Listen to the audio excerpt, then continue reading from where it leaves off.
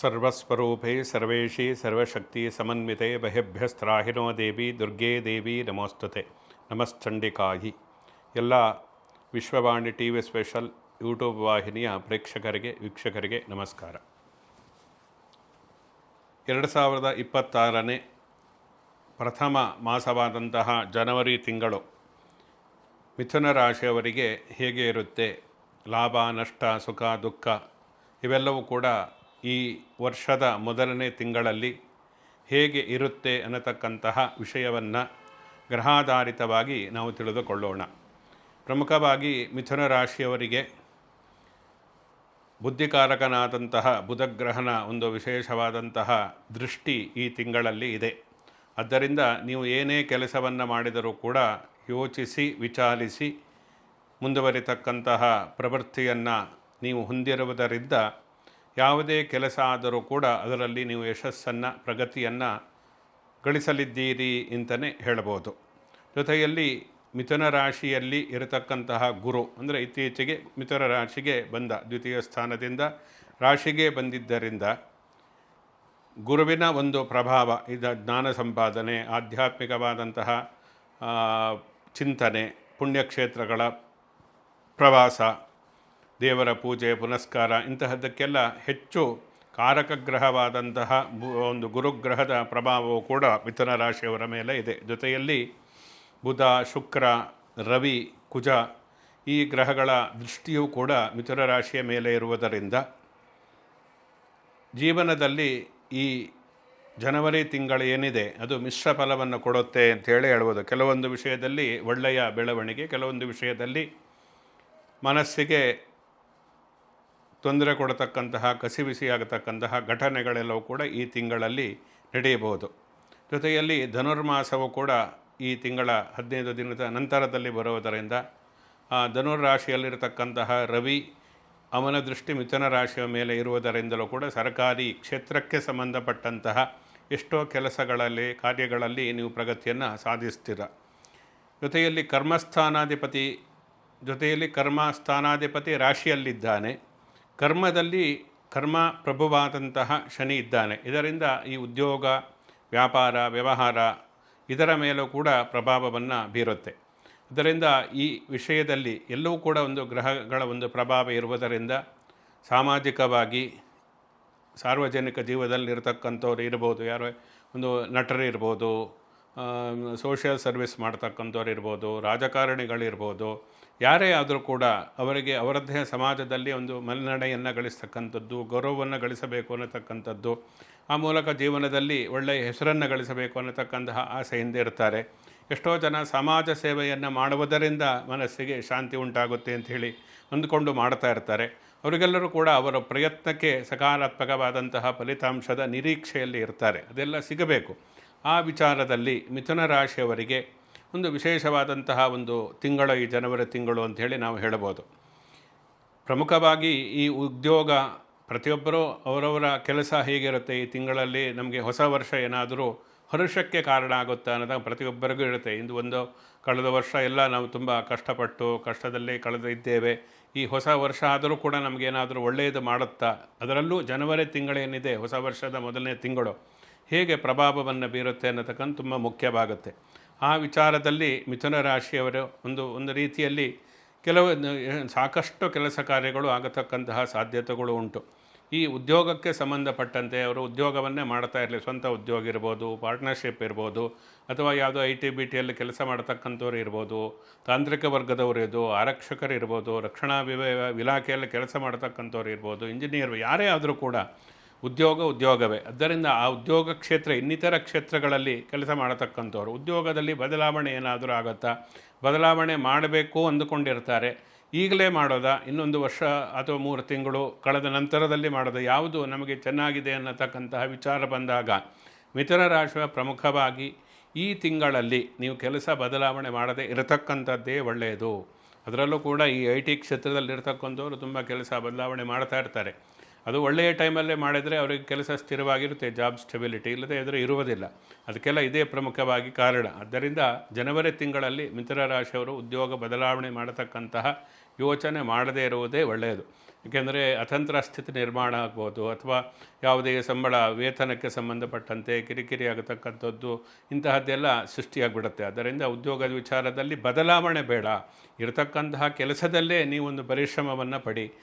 ಮಾಡತಕ್ಕಂತಹ ಉದ್ಯೋಗ ವ್ಯವಹಾರದಲ್ಲಿ ಅದನ್ನು ಅಭಿವೃದ್ಧಿಯತ್ತ ತೆಗೆದುಕೊಳ್ಳುವ ಹೋಗುವುದಕ್ಕೆ ಏನು ಪ್ರಯತ್ನ ಬೇಕೋ ಅದನ್ನು ಮಾಡಿ. ಅದರಿಂದ ಒಳ್ಳೆಯದಾಗುತ್ತೆ. ಅದನ್ನು ಬಿಟ್ಟು ಕೆಲಸವನ್ನೇ ಬಿಡ್ತೀನಿ ಅನ್ನತಕ್ಕಂಥದ್ದು, ಉದ್ಯೋಗವನ್ನೇ ನಿಲ್ಲಿಸ್ತಕ್ಕಂಥದ್ದು, ವ್ಯವಹಾರ ಮಾಡ್ತಾ ಇದ್ದರೆ ಅದನ್ನು ಕ್ಲೋಸ್ ಮಾಡ್ತಕ್ಕಂಥದ್ದು, ಇಂಥ ಯೋಚನೆಗಳು ಬರುತ್ತೆ ಕೆಲಸ ಗ್ರಹಗತಿಗಳು ಚೆನ್ನಾಗಿಲ್ಲದೆ ಇದ್ದಾಗ. ಅದನ್ನು ಮಾಡದೇ ಇರತಕ್ಕಂಥದ್ದೇ ಒಳ್ಳೆಯದು. ಜೊತೆಯಲ್ಲಿ ಈ ಆರೋಗ್ಯಕ್ಕೆ ಸಂಬಂಧಪಟ್ಟಂತೆ ಮಕರ ರಾಶಿ ನಾವು ವಿಶೇಷವಾಗಿ ಮಿಥುನ ರಾಶಿಗೆ ಆರೋಗ್ಯ ಸ್ಥಾನ ಅಂತ ನಾವು ತೆಗೆದುಕೊಂಡಾಗ, ರೋಗಸ್ಥಾನ ರಿಪುಸ್ಥಾನ ಅಂತ ತೆಗೆದುಕೊಂಡಾಗ ಅದು ಪ್ರಮುಖವಾಗಿ ಈ ವೃಶ್ಚಿಕ ರಾಶಿ ಆಗುತ್ತೆ. ವೃಶ್ಚಿಕ ರಾಶಿಯಾಧಿಪತಿಯಾದಂತಹ ಕುಜ ದುಸ್ಥಾನದಲ್ಲಿ ಇದ್ದಾನೆ. ದುಸ್ಥಾನ ಅಂದರೆ 8ನೇ ಮನೆಯಲ್ಲಿ ಮರಣಸ್ಥಾನದಲ್ಲಿ ಇದ್ದಾನೆ. ಆದ್ದರಿಂದ ಸ್ವಲ್ಪ ಅನಾರೋಗ್ಯ ಸಮಸ್ಯೆ ಬಾಧಿಸಬಹುದು. ಜೊತೆಯಲ್ಲಿ ಗುರುವು ಕೂಡ ಲಗ್ನದಲ್ಲಿಯೇ ರಾಶಿಯಲ್ಲಿಯೇ ಇರುವುದರಿಂದ ಈ ಸ್ನಾಯು ಸಂಬಂಧಪಟ್ಟಂತೆ, ಈ ಮಸಲ್ಸ್ಗಳಿಗೆ ಸಂಬಂಧಪಟ್ಟಂತೆ, ಈ ಗಂಟುಗಳಿಗೆ ಸಂಬಂಧಪಟ್ಟಂತೆ ಕೆಲವೊಂದು ರೋಗಗಳು ಬರತಕ್ಕಂತಹದ್ದು ಇರುತ್ತೆ. ಈಗಾಗಲೇ ಇದ್ದರೆ ಅದಿನ್ನೂ ಜಾಸ್ತಿ ಆಗ್ಬೋದು. ಕೂತ್ರೆ ಹೇಳಲಿಕ್ಕಾಗಲ್ಲ, ಇದ್ದರೆ ಕೂರ್ಲಿಕ್ಕಾಗಲ್ಲ, ಇಂತಹ ಸನ್ನಿವೇಶಗಳ ಸೃಷ್ಟಿಯಾಗ್ಬೋದು. ಅದರಿಂದ ಸ್ನಾಯು ಸಂಬಂಧಿತವಾದಂತಹ ರೋಗಗಳು ಬಾಧಿಸ್ತಕ್ಕಂತಹ ಸಾಧ್ಯತೆಗಳು ಉಂಟು. ಈಗಾಗಲೇ ಇರತಕ್ಕಂಥವರು ವೈದ್ಯರ ಸಲಹೆಯನ್ನು ಸರಿಯಾಗಿ ಪರಿಪಾಲಿಸ್ತಕ್ಕಂಥದ್ದು.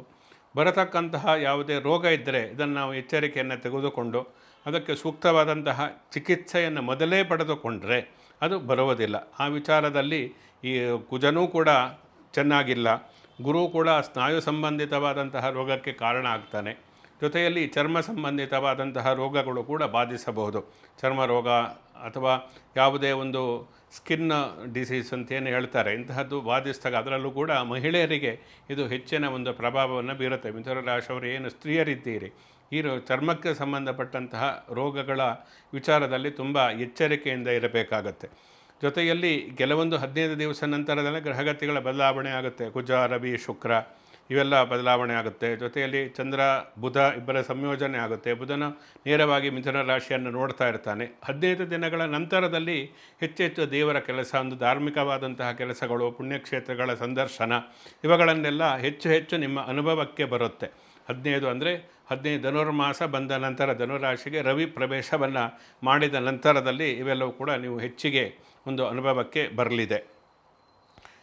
ಜೊತೆಯಲ್ಲಿ ಇನ್ನು ವಿಶೇಷವಾಗಿ ನಾವು ತೆಗೆದುಕೊಂಡ್ರೆ ಈ ರಿಯಲ್ ಎಸ್ಟೇಟ್ ವ್ಯವಹಾರವನ್ನು ಮಾಡತಕ್ಕಂಥವ್ರು ಏನಿದ್ದಾರೆ, ಈ ಭೂಮಿ ಸಂಬಂಧಪಟ್ಟಂತಹದ್ದು ಇರ್ಬೋದು, ನಿವೇಶ ಅಥವಾ ಒಂದು ಭೂಮಿಯನ್ನು ಖರೀದಿ ಮಾಡಬೇಕು ಅಂತ ಏನಾದರೂ ಸಂಕಲ್ಪವನ್ನು ಮಾಡಿಕೊಂಡಿದ್ದರೆ ಈ 15 ತಾರೀಕಿನ ಒಳಗಡೆ ಮುಗಿಸ್ಕೊಳ್ತಕ್ಕಂಥದ್ದು ಒಳ್ಳೆಯದು. ಅಂದರೆ ಧನುರ್ಮಾಸ ಬರುವುದಕ್ಕೆ ಮೊದಲೇ ನೀವು ಆ ಖರೀದಿಗೆ ಯಾವುದೇ ರೀತಿಯ ಒಂದೊಂದು ಪೂರ್ವ ಸಿದ್ಧತೆಗಳು ಅಂತೇನು ಇರುತ್ತೆ, ದಾಖಲೆ ಪರಿಶೀಲನೆ ಮಾಡತಕ್ಕಂಥದ್ದು ಇರ್ಬೋದು, ಅಥವಾ ಒಂದು ಅಡ್ವಾನ್ಸನ್ನು ಕೊಟ್ಟು ಟೋಕನ್ ಅಡ್ವಾನ್ಸ್ ಕೊಡತಕ್ಕಂಥದ್ದು, ಅಗ್ರಿಮೆಂಟನ್ನು ಮಾಡಿಕೊಳ್ಳತಕ್ಕಂಥದ್ದು, ಅಥವಾ ರಿಜಿಸ್ಟ್ರೇಷನ್ನೇ ಇರ್ಬೋದು. ಯಾವುದೇ ಆದರೂ ಕೂಡ ಮೊದಲ 15 ದಿವಸಗಳಲ್ಲಿ ನೀವು ಮಾಡತಕ್ಕಂಥದ್ದು ಶ್ರೇಯಸ್ಕರ ಅಂತೇಳಿ ಹೇಳ್ಬೋದು. ಏಕೆಂದರೆ ಅದು ಮುಂದೆ ನಿಮಗೆ ಅಭಿವೃದ್ಧಿಯನ್ನು ಕೊಡುತ್ತೆ. ಅಂತಹ ಭೂಮಿಯನ್ನು ಒಳ್ಳೆಯ ಸಮಯದಲ್ಲಿ ನೀವೇನು ಖರೀದಿಯನ್ನು ಮಾಡಿರ್ತೀರೋ ಅದು ಒಳ್ಳೆಯದನ್ನೇ ಮಾಡುತ್ತೆ. ಅದರಿಂದ ಅದನ್ನು ಮೊದಲ 15 ದಿವಸಗಳಲ್ಲಿ ಜನರಲ್ಲಿ ಮುಗಿಸಿಕೊಳ್ಳತಕ್ಕಂಥದ್ದು ಒಳ್ಳೆಯದು. ಇನ್ನು ರಿಯಲ್ ಎಸ್ಟೇಟ್ ವ್ಯವಹಾರವನ್ನೇ ಮಾಡತಕ್ಕಂಥವ್ರು ಕಟ್ಟಡಗಳನ್ನು ಕಟ್ಟಿ ಮಾರಾಟ ಮಾಡ್ತಾರೆ. ಕೆಲವೊಂದು ಕ್ರಯ ವಿಕ್ರಯದಲ್ಲಿ ಅದನ್ನು ಮಧ್ಯವರ್ತಿಗಳಾಗಿ ಕೆಲಸ ಮಾಡತಕ್ಕಂಥವ್ರು ಇರ್ಬೋದು. ಇಂಥವರಿಗೆಲ್ಲ ಇದು ಯಾವುದೇ ಒಂದು ಸಮಯ ಅನ್ನತಕ್ಕಂಥ ಅನ್ವಯ ಆಗುವುದಿಲ್ಲ. ಜನವರಿ ತಿಂಗಳಲ್ಲಿ ಸಂಪೂರ್ಣವಾಗಿ ಮಾಡ್ಬೋದು. ಆದರೆ ಹೊಸದಾಗಿ ನೋಂದಣಿ ಮಾಡಿಕೊಳ್ಳಬೇಕಾದರೆ ಎಲ್ಲ ಸಮಸ್ಯೆಗಳು ಬರುತ್ತೆ. ಅದರಿಂದ ಗ್ರಹಗತಿಗಳನ್ನು ನಾವು ನೋಡಿಕೊಂಡು ಮಾಡಬೇಕಾಗತ್ತೆ. ರಿಯಲ್ ಎಸ್ಟೇಟ್ ವ್ಯವಹಾರದಲ್ಲಿ, ಭೂ ವ್ಯವಹಾರವನ್ನು ಮಾಡತಕ್ಕಂಥವರಿಗೆ ಜನವರಿ ತಿಂಗಳಲ್ಲಿ ಉತ್ತಮವಾದಂತಹ ಒಂದು ಫಲಿತಾಂಶ ಸಿಗುತ್ತೆ ಅಂತೇಳಿ ಹೇಳ್ಬೋದು. ಅವರು ಏನು ನಿರೀಕ್ಷೆ ಮಾಡಿದ್ದಾರೋ ಆ ನಿರೀಕ್ಷೆಯ ಹತ್ತಿರ ಅವರು ಅದನ್ನು ಟಚ್ ಮಾಡತಕ್ಕಂಥ ಒಂದು ವಿಶೇಷವಾದಂತಹ ಲಾಭವೂ ಕೂಡ ಅವರಿಗೆ ಪ್ರಾಪ್ತಿಯಾಗುತ್ತೆ. ಜೊತೆಯಲ್ಲಿ 15 ದಿವಸ ಧನುರ್ಮಾಸ ಬಂದಿದೆ, ರಿಯಲ್ ಎಸ್ಟೇಟ್ ಅವೆಲ್ಲ ಸ್ವಲ್ಪ ಕುಸಿತ ಅನ್ನತಕ್ಕಂಥದ್ದಿರುತ್ತೆ.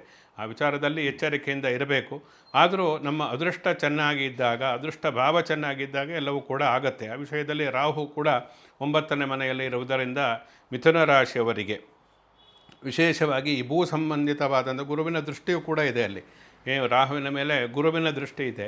ಅವನು ಭಾಗ್ಯದಲ್ಲಿಯೂ ಕೂಡ ಇರುವುದರಿಂದ ಕೇಂದ್ರಾಧಿಪತ್ಯ ದೋಷ ಜೊತೆಯಲ್ಲಿ ಒಂದು ಕಡೆ ಅದರಲ್ಲಿ ಈ ರಾಹುನ ಒಂದು ವಿಶೇಷವಾದಂತಹ ಪ್ರಭಾವ ಇದೆಲ್ಲದಕ್ಕಿಂತ ನಿಮಗೆ ಭೂ ವ್ಯವಹಾರವನ್ನು ಮಾಡತಕ್ಕಂಥವರಿಗೆ ಒಳ್ಳೆಯ ಸಮಯ. ಆದರೆ ಭೂ ನೋಂದಣಿ ಅಥವಾ ಒಂದು ಸೈಟು ಪ್ಲಾಟ್ ಇವುಗಳನ್ನು ತೆಗೆದುಕೊಳ್ಳತಕ್ಕಂತಿದ್ದರೆ ಒಂದು ತಿಂಗಳ ನಂತರದಲ್ಲಿ ಮಾಡಿ, ಇಲ್ಲ 15 ದಿವಸದಲ್ಲಿ ನೀವು ಮಾಡತಕ್ಕಂಥದ್ದು ಒಳ್ಳೆಯದು.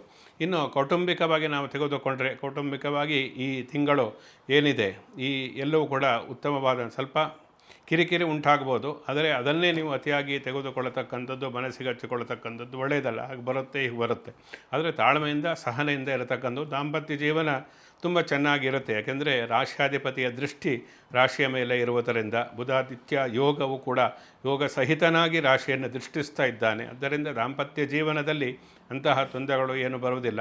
ಕೆಲವೊಂದು ಕೌಟುಂಬಿಕವಾದಂತಹ ಚಿಕ್ಕ ಪುಟ್ಟ ಸಮಸ್ಯೆಗಳು, ಕಿರಿಕಿರಿ ಅನ್ನತಕ್ಕಂಥದ್ದು ಇರ್ಬೋದು, ಆದರೂ ಅದು ಕ್ರಮೇಣ ಅದೆಲ್ಲೂ ಕೂಡ ಸರಿಯಾಗುತ್ತೆ.